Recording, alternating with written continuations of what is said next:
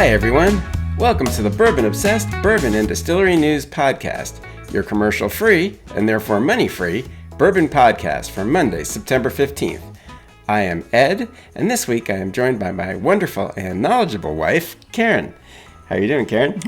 Pretty good, Ed. You happy to be here with me once again? Yeah, okay. That's all right. Happy to fill in when Dean's not around. All right, then. And you said that without air quotes. Yeah. So instead of asking you what you did this week, we will just dive into the first story because that's going to tie right in. Okay. So our first story is about the Kentucky Bourbon Festival, and this year's Kentucky Bourbon Festival in Bardstown has come to a close. I really enjoyed it. I think Karen did too, although it was pretty tiring for her. So save the date for next year. It's September 10 to 13, 2026. Yes. And that'll be the Kentucky Bourbon Festival's 35th anniversary, so it's sure to be something special. Tickets will go on sale in the spring, and I'm sure they're going to sell out quickly once again. So be on the lookout, and you can sign up on the Kentucky Bourbon Festival website to be included in their email and notified about when the tickets go on sale. So we'll just run through some quick facts and statistics about this year's festival. Okay. So there were 7,000 ticketed guests, all 50 states, so I guess Alaska too, yeah, and Hawaii were represented, and there were also international attendees. It was the 34th year of the Kentucky Bourbon Festival, the fourth consecutive sellout, and as I'm sure many people know, the tickets sold out very quickly. There were 65 participating distilleries, 34 exclusive single barrel picks, and what everybody finds interesting is that 85% of the ticket sales were from outside of Kentucky. So, Karen can tell us about her role with the Kentucky Bourbon Festival and a little bit about what she thought about this year's event. So my role at the festival is I run the volunteer program for the festival. So we had over 100 volunteers this year, which was a lot. It was considerably more than last year. I thought it went well. Everybody seemed happy. There were some line issues occasionally here and there, especially for bottle sales, so I'm sure that will be talked about in the aftermath of planning for next year. But it is interesting that so many of the attendees are from out of state. There are plenty of people from the area supporting the distilleries that are local, or within the state, as you might suspect. But most of the attendees, the paying attendees, are from all over the country. The Oris Club, which was the highest ticketed membership you could buy, was 24 members, and those members, out of 24, 19 were from outside of Kentucky, which was pretty impressive. There were some 2 local folks, and then a few other from around the state, but most of them there were people from Florida and California, I think New York, Ohio, a few from Ohio, Indiana. So yeah, it was pretty. Folks were all over the place. Yeah, so a pretty successful event, and we're looking forward to next year. Yeah, I'm sure you're looking forward to getting started working once again. Looking forward to some rest, but then we'll look forward to next year. Sure. Yes. All right, so moving on for some more Bardstown area news. So Heaven Hill Brands has celebrated the grand opening of the new Heaven Hill Springs Distillery in Bardstown, Kentucky. It's the company's first distilling facility in its hometown since 1996, when you'll all remember, or maybe not, when the distillery burned down, which was quite the fire. So, so it's good that they're back. And representing a $200 million investment, the new distillery began production in April 2025 with a starting capacity of 150,000 barrels annually and a scalability to 450,000 barrels annually. They're also continuing their production at their Bernheim Distillery in Louisville, Kentucky, which is where all of Heaven Hill's bourbon was made until this distillery came back online. And key features of the distillery include a 60-foot Vendome copper still Live yeast propagation is going to be done on site now. They have an on-site wastewater pretreatment facility. They're on a fairly large property, and they have a habitat restoration project as well as visitor areas, and there'll be tours that are available. And we're hoping to we've been there before it was fully open, but yeah. we're looking forward to going there now that it's completed. Yeah. No, I thought it was interesting. I actually thought it was already open. I didn't realize they hadn't done the grand opening, so it was just the filling the first barrel back in April that they... But it was open for production. It really wasn't fully open they for didn't really celebrate visitors. Visitors yet. Yeah. The tour that's going to be there is the Heritage Rising Tour, which you can book through at Heaven Hill on the regular website, and it's $50. Those tours started on September 8th, I believe. The interesting thing is, so they have the one still now, but they showed on the tour, they showed us two other holes, prefabbed areas where they'll be able to add two other stills and they use the thumper. I believe they use the thumper. I think it was unusual for a bigger distillery. Yeah. Yeah. So they have plenty of room to grow, and we hope that they do so.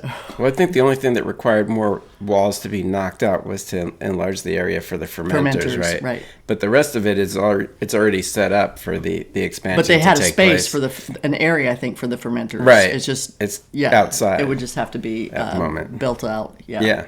Yeah.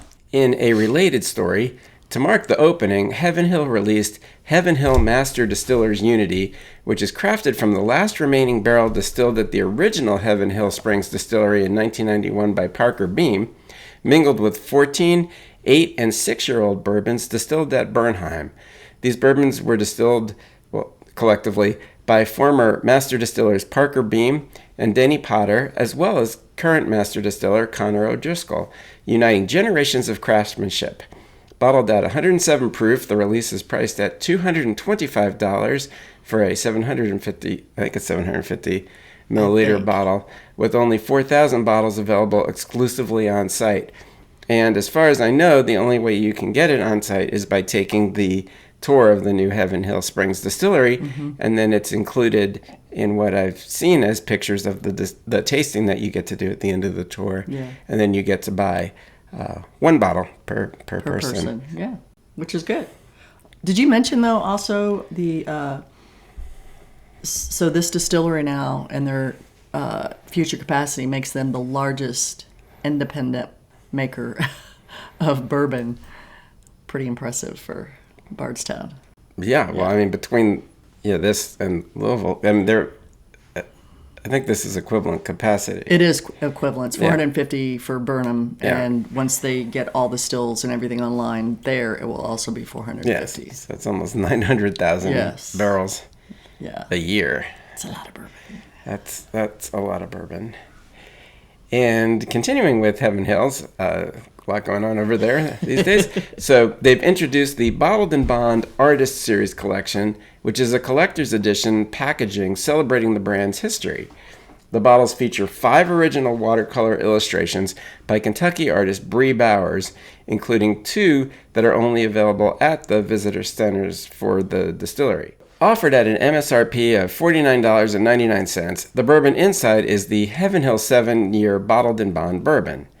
As part of the launch, select bottles will include a hidden golden cork under the capsule, giving consumers the chance to win a once-in-a-lifetime Kentucky bourbon experience that includes visits to both Heaven Hill distilleries and guided tastings with Master Distiller Connor O'Driscoll.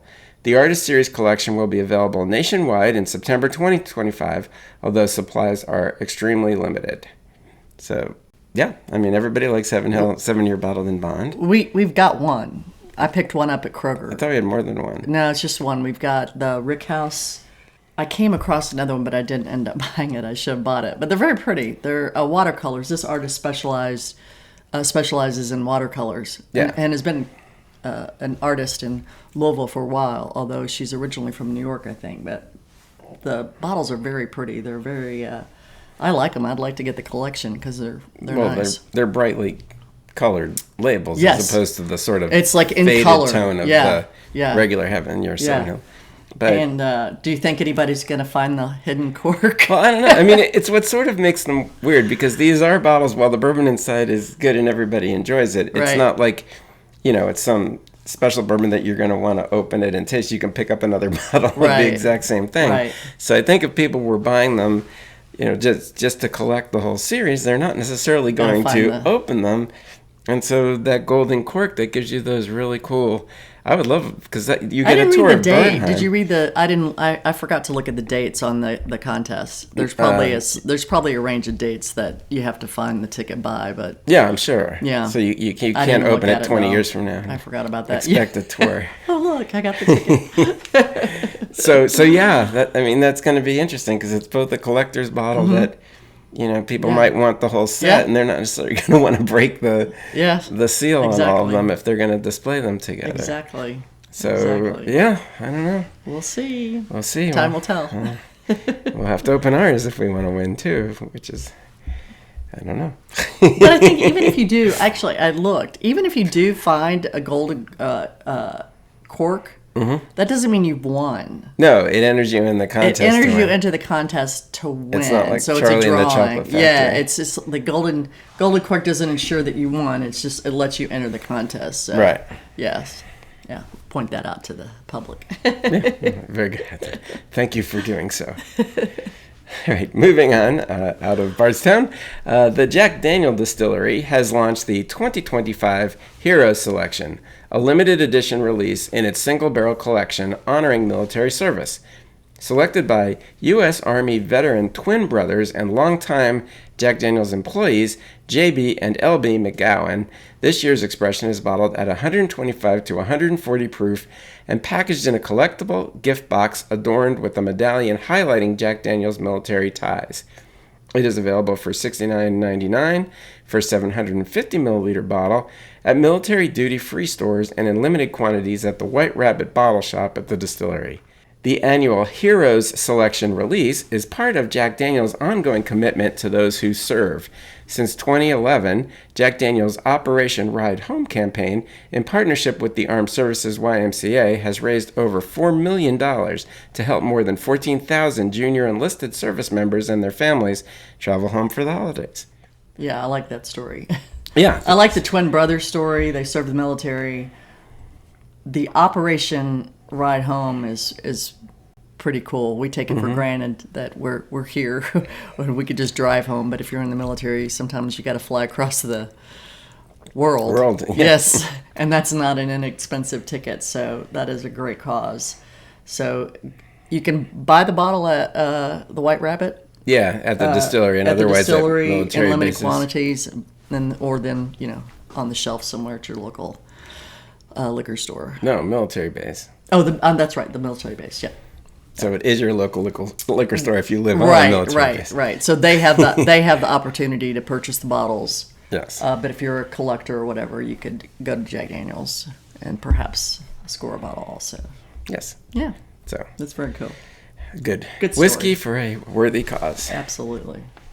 All right, so next story I had actually put on my social media because the date for this happening has basically happened already, so I wanted people to know. So if you want to follow me on social media, Bourbon_Obsessed on Instagram and Bourbon Obsessed on Facebook, you can get these time-sensitive announcements that I can't, obviously put out a podcast announcing the specific things. So this one is Buffalo Trace Distillery announced the first in the distillery's history. This fall, Buffalo Trace Distillery is taking its award-winning bourbon on the road with a brand new traveling tasting experience. The distillery will launch Buffalo Trace Distillery on Tour, a tasting and retail experience coming to 4 U.S. cities: St. Louis, Kansas City, Jacksonville, and Tampa. Each stop on Buffalo Trace Distillery on Tour will offer a total of 10 complimentary tastings experiences spread out over 4 days with staggered afternoon and evening time slots.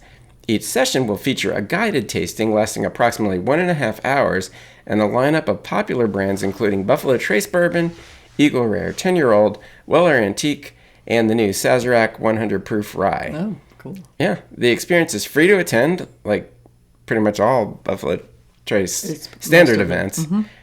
Though you must go online and reserve your ticket in order to participate. And this is the tricky part. So tickets went live on Wednesday, September 10th, and they pretty much sold out immediately. Oh, yeah. I don't know if people will cancel. I mean, probably worth continuing to check back if you're in any of those cities. I did. I went on probably about 2 hours after they went on. They were available online. They were all sold out.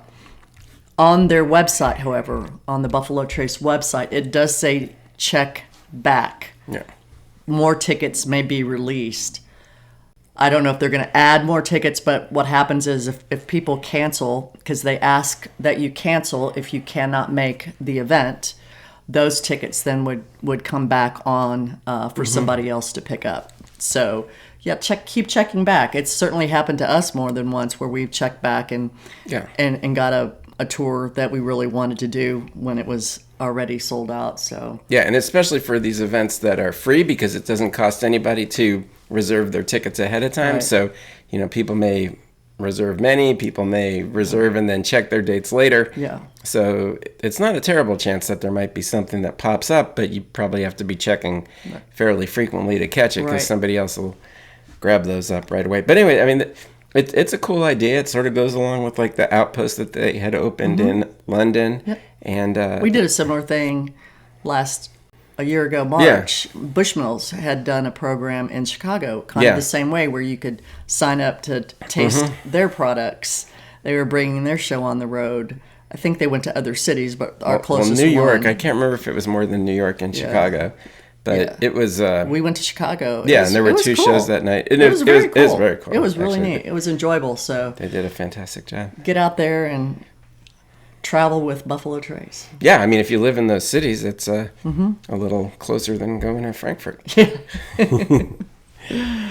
All right, our next story is Purple Toad Winery and Distillery of Paducah, Kentucky, has joined the Kentucky Distillers Association as its newest craft-level member, and that's defined as producing fewer than 10,000 barrels annually. Originally founded as a family-owned winery, Purple Toad became Paducah's first winery-turned-distillery in 2024, following McCracken County's approval of liquor sales the prior year.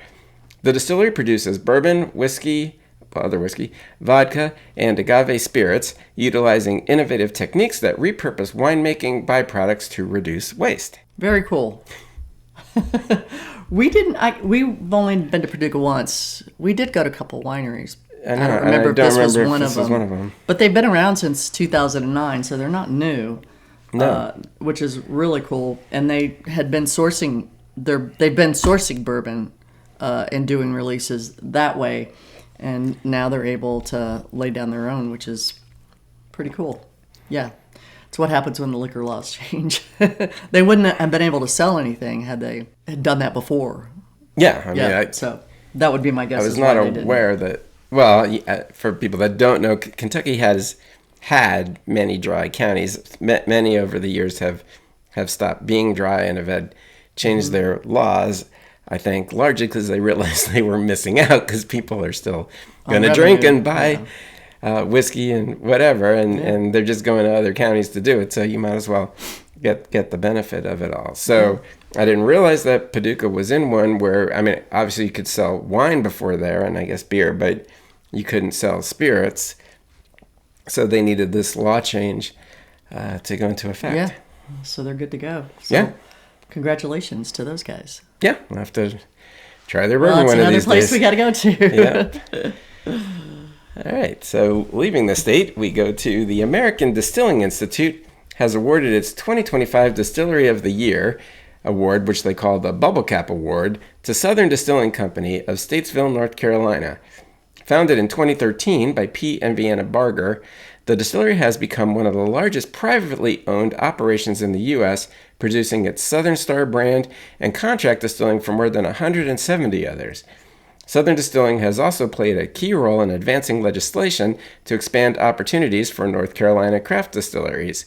So another state that needed some law changes. Distilleries needed, distilling needed some help. We've went there, at least 5 years ago. We've been there a number of times. Yeah, we've been there, but it was first time. It was a while ago. Their setup is very cool. Well, and it grown tremendously between our visits from having just those older, smaller stills to, what were there, like 5 different stills or something the last time we went? I mean, they've really grown. Yeah, they're big. But they also, I mean, the kind of work that they were doing to help grow their industry within North Carolina is they helped get unlimited tasting room bottle sales, which has got to be huge, for these smaller places. Yeah. Serve cocktails, kind of the similar laws that Kentucky, I think, got, because Kentucky couldn't have bars and cocktail bars till the past few years. They could also do in-store samplings.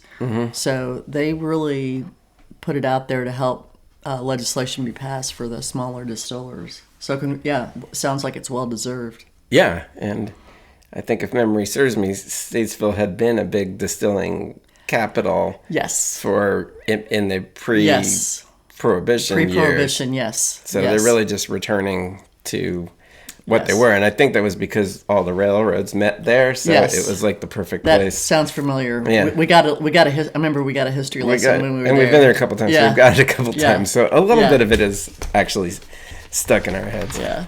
Maybe. Yeah, good. Hopefully. All right. I guess we can say just a quick word about this bottle here in front of us. Oh, yes. So what did you do yesterday? Well, we took a drive down to Nashville. We did. To Nelson's Greenbrier. Yes. Yeah. Because they were having a Cooper's Club event, which is their free to join. Yeah, for their club for their enthusiasts. For their enthusiasts. Yeah. And they have periodic events and deals. So this was called the Restock Your Bar event. So got to buy many of their regular lineup of bottles at a discounted price.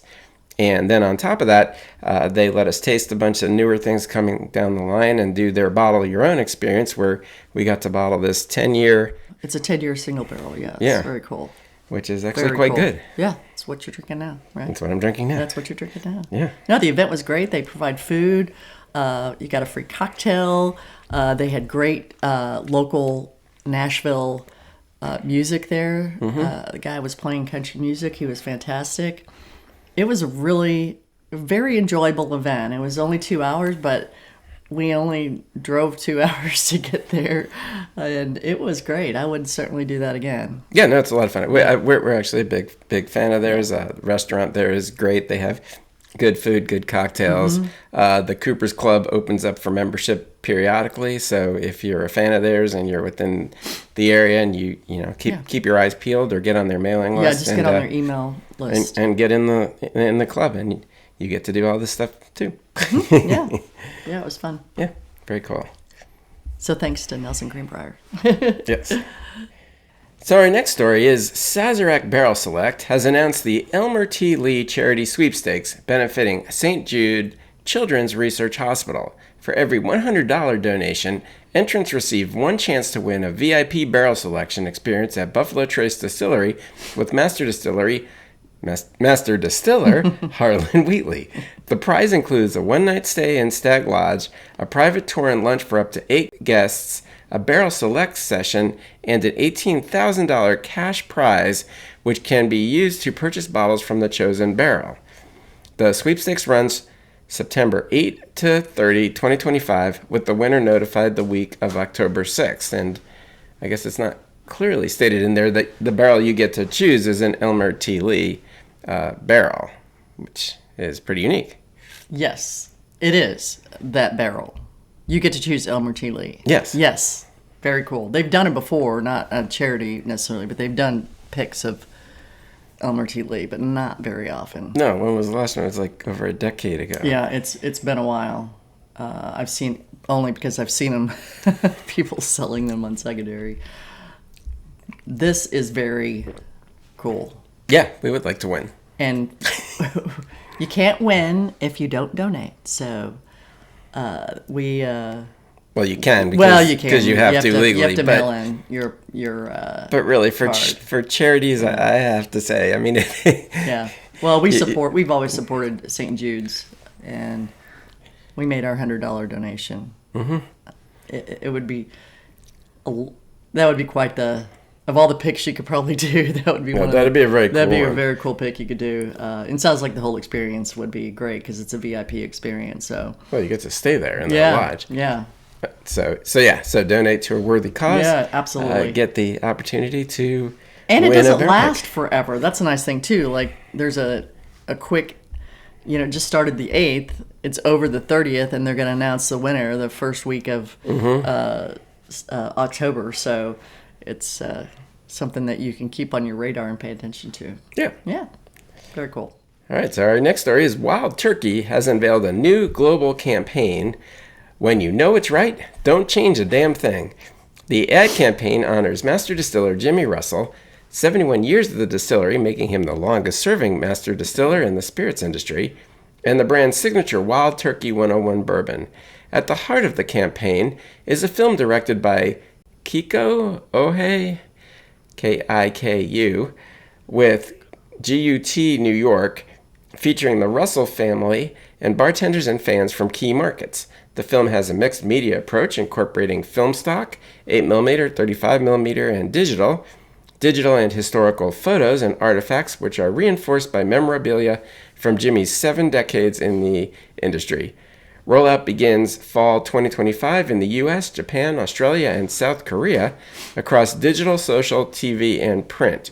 And the centerpiece of this is the film, which you can watch on I believe that was Wild Turkey's Turkey.com. YouTube channel. And then they didn't really go into specifics, but I'm assuming all these other spots are going to be based on segments from that film. Video and still photos and things like that. Did you watch the whole thing? Oh yeah, I watched the whole thing. What'd you think? It's a cool little film. Yeah, it's a nice little film. Yeah. Yeah, it's not bad. I hope that gives us some traction. What? Wild Turkey? Yeah, I suppose that, they're needing to advertise in these markets. I don't know. I don't know. But it is a nice little film.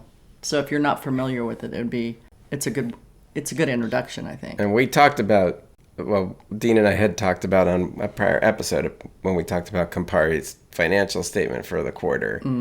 And as I recall, I think the premium brands, so the Russell's line was doing well. I think there was some slippage in the Wild Turkey 101, which you'd think would be doing well, except that being at a lower price point. But since we know that the economy tends to affect people with lower salaries than those with higher salaries, people we buy Wild Turkey 101, but so it's going to affect the purchase of that, whereas the people that might earn more and might buy more Russells and the higher end Wild Turkey products, they are not feeling the crunch as much. So they're but 101 is a solid still pour. buying it. It's a very solid still pour. A great value. It's along the lines of Evan Williams bottled and bond value. It's a great product that Turkey's had, and even though it may be like your entry level, somewhat people would consider it, it's a good pour. No, it's a really good pour. But that sort of goes hand in hand with that statistic that something like over 50% of people that plan on drinking less in this coming year. But it's not all the reasons that everybody says. It's purely monetary. So people have less expendable disposable income. And so things like that are going. And again, that's not going to affect the people that earn millions of dollars a year. It's going to affect the people that earn significantly less. So, but I don't know how advertising is necessarily going to help. How do you choose South Korea, though? How did that one get in there? Well, I don't know, because international markets are different than ours. I don't know how you choose it. No, it's interesting. We'll have to get somebody from Campari on that phone. All right. Don't hold the press for that one. So the next one, our next story is Row 94 Whiskey, founded by country music star Dierks Bentley, is partnering with Louisville Muhammad Ali International Airport, SDF, to launch a hologram experience.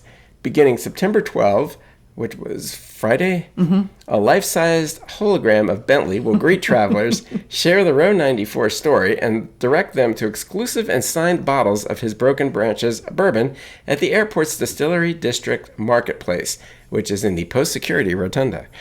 The launch on September 12 includes a press event with Bentley beaming in live from Nashville, a signed guitar giveaway, and Row 94 tastings. The hologram experience and tastings at select times will continue throughout September and October. The event coincides with the brand's first anniversary since launching in 2024. What is the Row 94 story? Do you know? I failed to look that up. I forgot. My bad. Yes. Would you care to share? Well, it's in my review from back when that bottle came out, and I do not remember the exact story offhand, but sorry, Dirks. We have the technology to do that right here. As I've said before, if I knew everything on my website, I would be the smartest person in bourbon. How clever. So, funny you should ask that, Karen. Oh, excellent. So, Row 94, according to the press release for his bourbon from last year, is named in part for the year Bentley moved to Nashville and began his career into storytelling and entertaining, as well as Nashville's Music Row. It is still where he resides with his family to this date. Cool. Yeah. Excellent. So, apropos, very apropos name. Well done. I don't know, it's a little scary though to get greeted by a hologram when you get out of security. I don't know. It's giving you bourbon to taste, so that's true. So what could possibly be so bad about fine that? With that, yeah. All right, so the Kentucky Bourbon Hall of Fame honors 5 inductees during its induction ceremony on Tuesday, September 16th, so this week, at 11:30 a.m. at the Legacy at Log Still Distillery. This is not open to the public, though, but you can watch the live stream on the Kentucky Distillers Association's YouTube channel. This year's inductees are Craig Beam, Mary Dowling, Larry Ebersold, Chris Morris, who's receiving the Parker Beam Lifetime Achievement Award, and Damon Thayer. And I believe Dean and I had actually talked about all the inductees when they first announced them. Yeah, so a few episodes back if people want to listen in to that. Okay. Yeah. Well, Chris Morris is like the most knowledgeable. He's crazy knowledgeable. Like he just knows so much history too. He's been with Brown Forman for a long time, but his knowledge is just incredible. Well, I think he's officially the Brown Forman historian. Well, as well. And yes, so well deserved. Yeah. Yeah. He's amazing. So, congratulations to him and all the nominees. Yeah, congratulations to everybody. Yeah. All right, so moving on. So Diageo will close its Crown Royal bottling facility in Amherstburg, Ontario by February 2026, shifting some bottling to U.S. operations to strengthen supply chain resiliency and move closer to U.S. consumers.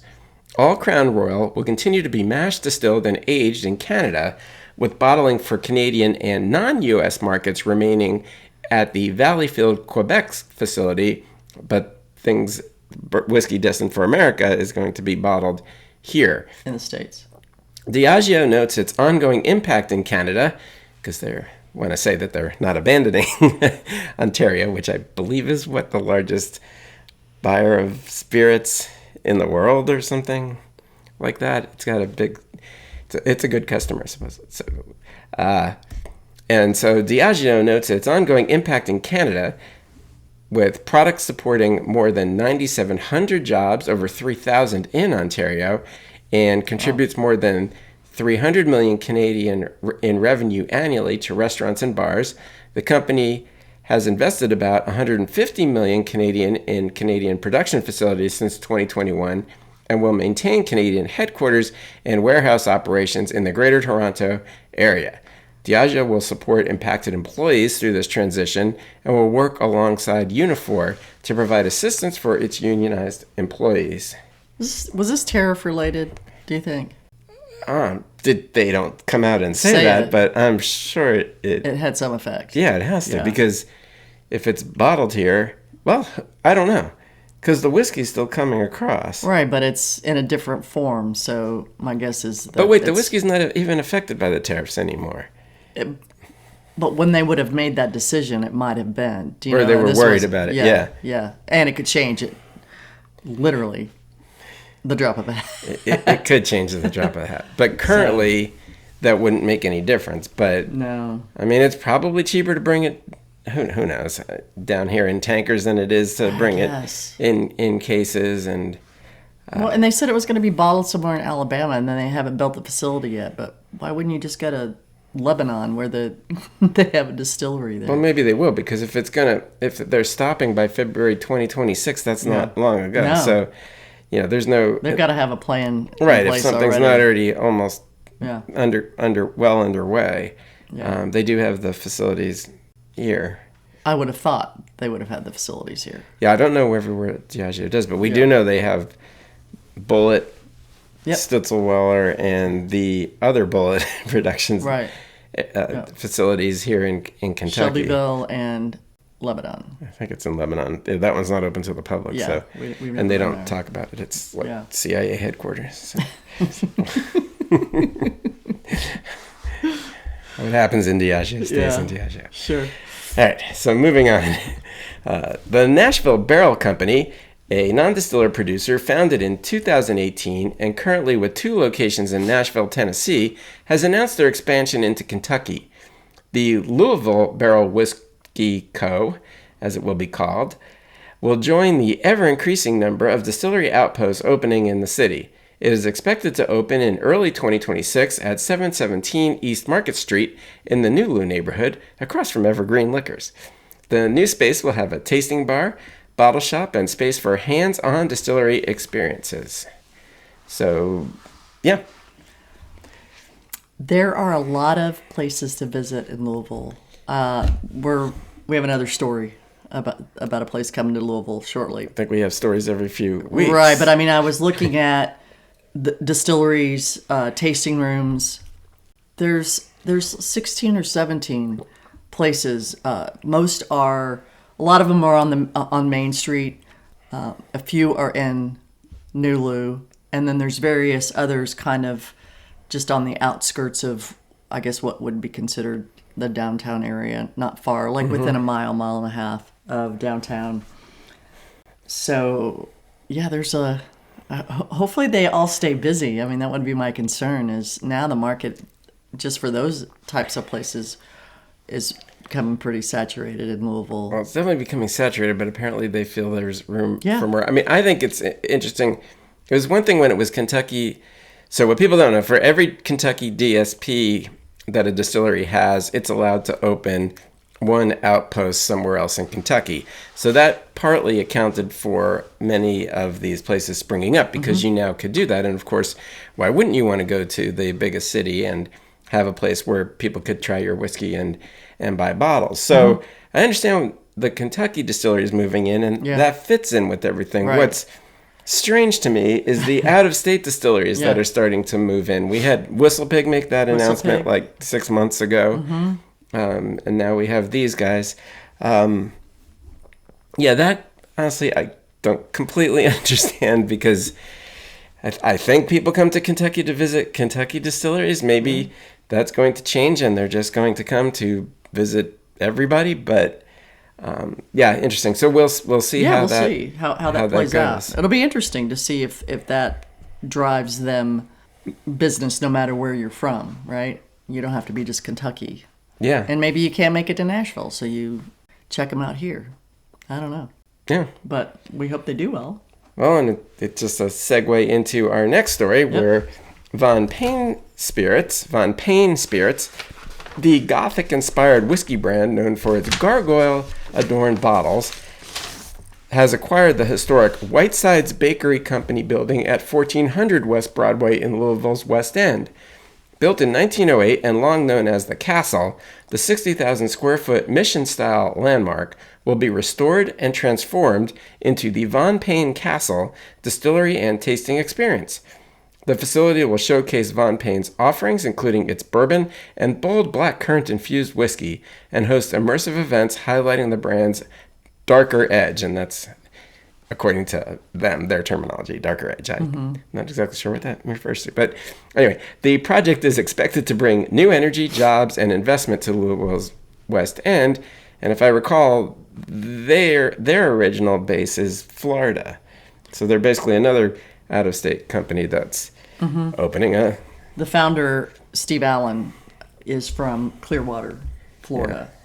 And the idea for this, I told you this story. The idea for his whiskey came after he was being the designated boater driver for his of-age daughter and her friends, and they were pouring, apparently, vodka down their throats and to get the buzz.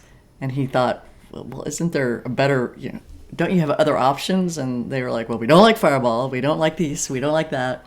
So that kind of gave him the idea of making this flavored whiskey that would appeal to their age group. The building itself in that part of Louisville is very cool. Yeah, no, that certainly it's seems very cool. cool. It's if they get it set up, it should be really neat. The only issue is that it is kind of outside, so it would have to be a destination. It's not a walkable route from downtown. Like if it's on the same side as Peerless, so but it's still like a mile south of Peerless, and it's like 2 miles, two and a half miles almost from, like, if you were going to like Nulu or Rabbit Hole, I'm thinking. So it's on the other side. So it's pretty far. That would be my only worry, but it could be a really cool building if they do it right and they set it up. Hopefully it's not a money sucker. Well, that was my question. Because I it's mean, an what old kind of condition building. is this in? Right. I mean, Well, it's from what kind 1908. That building was from 1908. And how long has it been? I don't know if you said vacant? that. No, I didn't. Yeah, you did. Yeah, it's But, 1908. So I mean, what kind of a monitor? I don't think that it mentioned how much this planned project was going to cost, but sounds pretty expensive. yeah, and they source their whiskey right now too. Anyway, correct?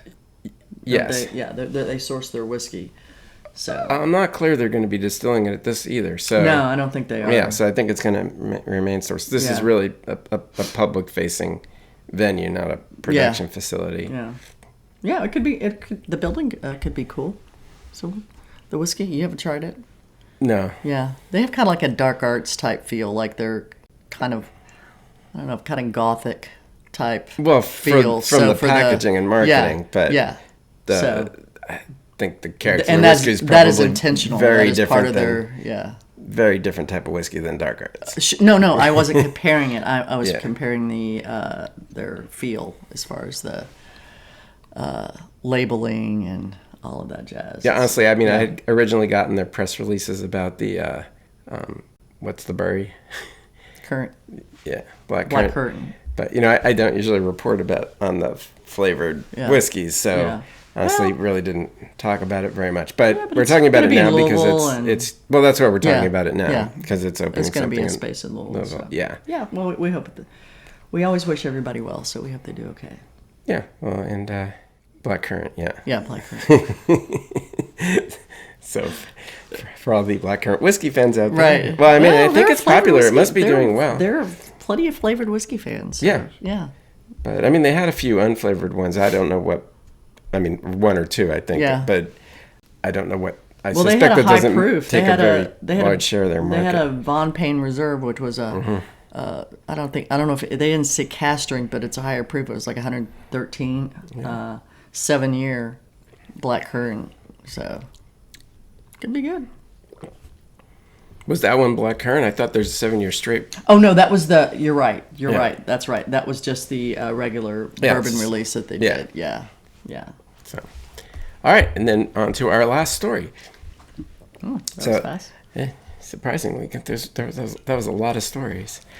Anyway, our next is On Your Six Bourbon, a bourbon brand founded by veterans in 2023, has secured a spot in Caesars Entertainment's National Beverage Program.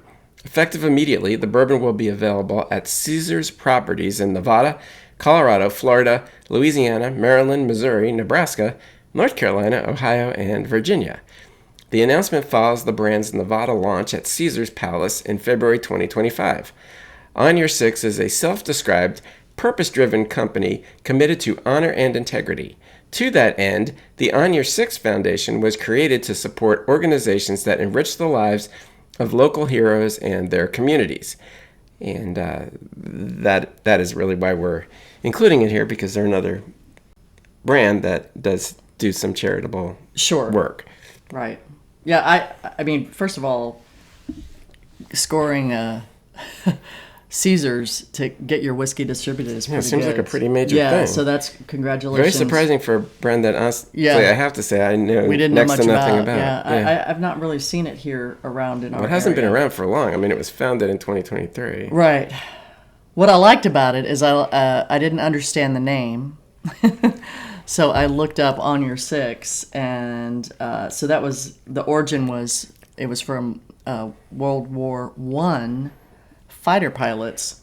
So during aerial combat, pilots used, the analog clock face to indicate directions on their plane. So, 12 to 3, yeah. Mm-hmm. So 6 was behind you, on your 6, meaning somebody had your back, basically. And which was your most vulnerable position when you're in a plane aerial combat fight. So they donate to not just they do donate to military causes, but they also donate to like first responders, like local heroes. I mean, it's all kinds of things. So they kind of include everybody, which is really neat. And I wish them lots of sales for Caesars, so they can donate more of my money. Honestly, of course, the press release does not go into the background of this, but one would wonder exactly how a brand that's not even been around for 2 years landed a spot in Caesars. So sometimes it's who you know, which is okay. No, I mean, we have no idea. We're just speculating. But I mean, it is pretty interesting. Yeah. So. No, I think it's a good story. Yeah. Well. On your 6, we'll have to look for it. We'll go win some money and try some on your 6. That's right. And then we'll be able to buy more. Exactly. All right. Well, that about does it for this episode. Okay. I hope you have enjoyed this edition of the Bourbon Obsessed Bourbon and Distillery News Podcast, your commercial-free, and therefore money-free, bourbon podcast. Please be sure to join us next Monday for our new Bourbon Releases News Podcast. We'll have lots to discuss. Also, be sure to like and follow us at your preferred podcast provider so that you don't miss an episode. And don't forget to tell all your friends, too. You don't want to tell your friends? I'm telling all my friends. Okay. Yes, I am. You can also head over to bourbonobsessed.com to check out some of our over 350 bourbon reviews and over 50 distillery write-ups. While you are there, you can also sign up to have my newsletters delivered directly to your inbox. Finally, I can also be found on Instagram at Bourbon_Obsessed and on Facebook at Bourbon Obsessed, and would love for you to follow me there as well. Karen, where can they find you? Right here. And nowhere else. Nowhere else. Okay. There you have it. Well, thanks for joining me on today's show. Sure. You're welcome. Bye, everybody. Cheers. Bye, folks.